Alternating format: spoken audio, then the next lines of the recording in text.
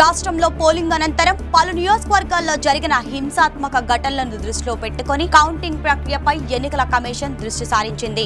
ముందస్తుగా ఆయా నియోజకవర్గాల వారీగా హింసకు తావున్న ప్రాంతాలను, వ్యక్తులను గుర్తించి నివేదిక ఇవ్వాలని ఆదేశాలు జారీ చేసింది. ఈ క్రమంలోనే జూన్ 4న జరిగే కౌంటింగ్ ప్రక్రియకు సంబంధించి రాష్ట్ర ఇంటెలిజెన్స్ విభాగం ఎన్నికల కమిషన్ కు వివరాలు సమర్పించింది.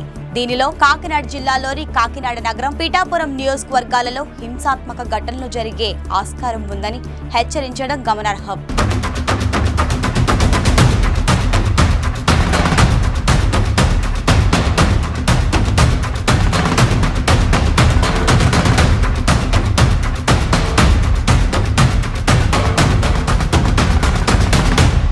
వీటిలో కౌంటింగ్ కి ముందే ఈ నియోజకవర్గాల్లో CRPF, CISF, APSP, AR, civil police బలగాలతో పహారా కాయనున్నారు.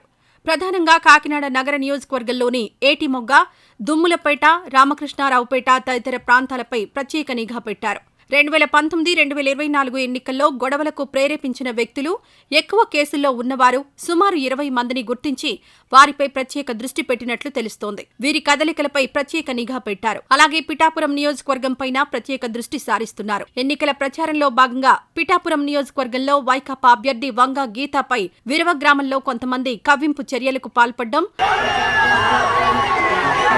అలాగే పెద్దోళ్ళకే దెబ్బ అవుతుంది.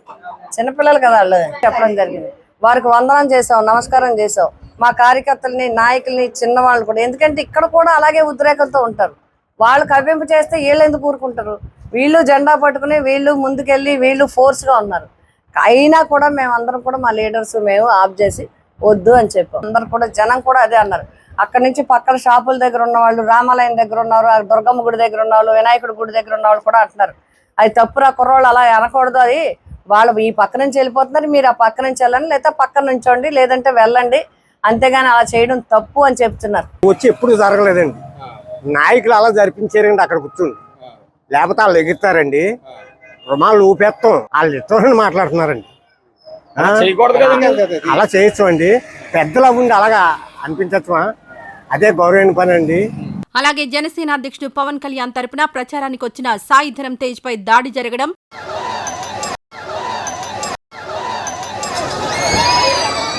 ఇలా పలు కారణాలను విశ్లేషిస్తూ పిఠాపురం నియోజకవర్గంలో కూడా ప్రత్యేకంగా దృష్టి పెట్టినట్లు తెలుస్తోంది.